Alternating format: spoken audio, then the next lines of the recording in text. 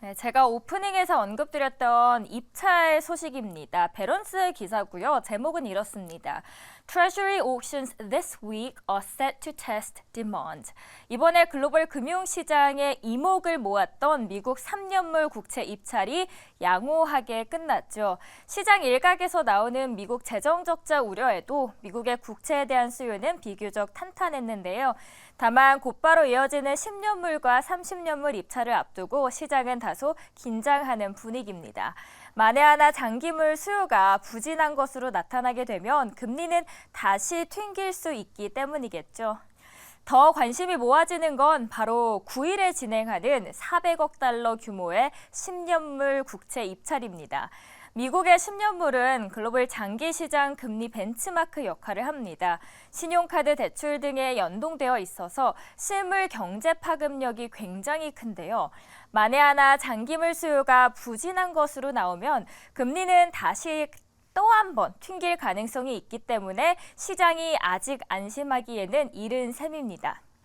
현재 미국의 임시 예산안의 효력이 오는 17일로 끝나는 것도 그 긴장감을 끌어올리는 재료입니다. 미국의 의회는 지난 9월의 30일이죠. 여야 대치 속에서 연방 정부의 셧다운을 피하기 위해서 계속해서 노력을 하고 있었습니다. 45일짜리 임시 예산안을 통과시켰고 케빈 메카시 전 하원 의장의 축출 사태에서 보듯 미국 의회를 둘러싼 불확실성은 어느 때보다도 굉장히 높은 상황입니다. 여기에 페드가 대외적으로 여전히 긴축 스탠스를 유지하고 있는 점 역시 변수인데요. 연준 내 대표 비둘기파로 꼽히는 오스탄 시카고 연은 총재는 이날 지금까지 인플레이션이 좋은 경로에 있었는데 아직 끝나지 않았다. 인플레이션을 낮추는 것이 가장 중요하다라고 이야기했습니다. 닐 카시카리 연은 총재도 기준금리 추가 인상이 필요한지 여부는 지표에 따라서 달려있다라고 합니다. 만약 우리가 더 해야 한다면 그렇게 할 것이다라고 이야기하죠. 여기서 주목해야 할 대목들 함께 집중해 보면서 시장 상황 보도록 하겠습니다. 두 번째 외신 함께 보도록 하죠.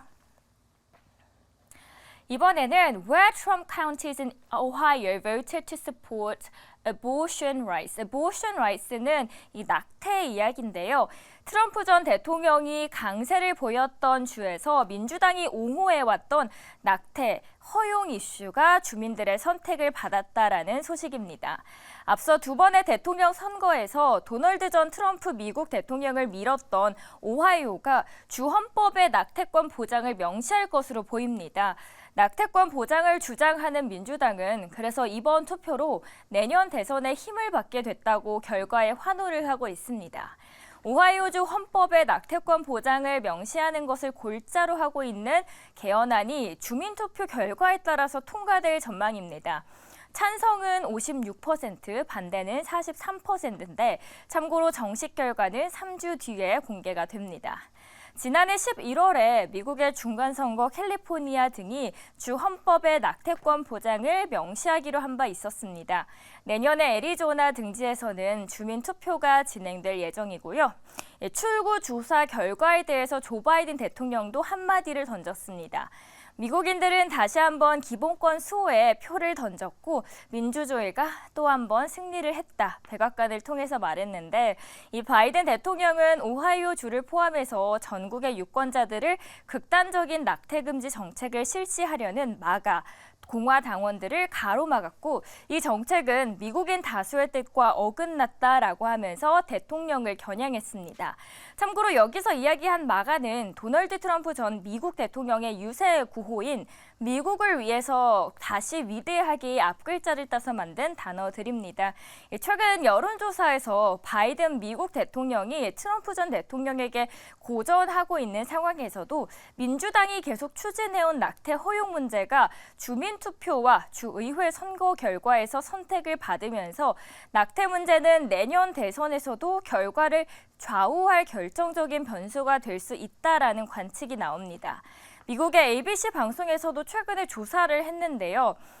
지난해 중간선거 출구 조사에서 유권자의 27%가 낙태 권리를 선거의 주요 이슈로 꼽았고요. 32%를 기록했던 인플레이션에 이은 메가 이슈였을 정도인데 특히 18에서 29세의 유권자들은 낙태를 물가나 경제에 앞선 최대의 이슈로 인식하고 있는 것으로 나타나서 앞으로 이 낙태가 대선에 미칠 영향력은 계속해서 더 증가할 가능성이 크다는 분석입니다. 마지막 이슈까지 저희 체크해 보도록 하겠습니다. 조 바이든 미국 대통령과 시진핑이죠. 오는 15일 미국의 샌프란시스코에서 열리는 에이펙 행사에서 양자 정상회담이 개최가 됩니다. 미중 양국이 정상회담 개최를 위해서 막바지 준비 작업을 하고 있다는데요. 바이든 대통령과 시 주석의 양자 회담이 성사되면 지난해 인도네시아에서 열렸던 G20 정상회의 이후 1년 만에 첫 대면 회담이 됩니다. 중국은 시 주석의 에이펙 참석 여부를 발표하지 않았는데 앞서서 백악관은 에이펙을 계기로 미중 정상회담이 열릴 것이라고 밝힌 바가 있었죠. 이번에 로이터에서는 시 주석이 다음 주 샌프란시스코에서 예정된 미국 기업인들과의 만찬에도 참석할 가능성이 높다라고 보도를 했습니다. 아무래도 미중 갈등으로 외국의 기업들이 중국 투자를 기피하는 가운데서도 이번 미국 방문으로 외국인 투자자들을 좀 진정시키는 게 주요 과제 중 하나가 되겠죠. 대만 문제와 미국의 반도체 수출 규제 등 난제가 쌓여 있는 상황에서 이번 정상회담을 계기로 연초에 중국 정찰 풍선 사태 이후 급속하게 악화되고 있는 양국 관계가 일부 복원될지 주목이 됩니다.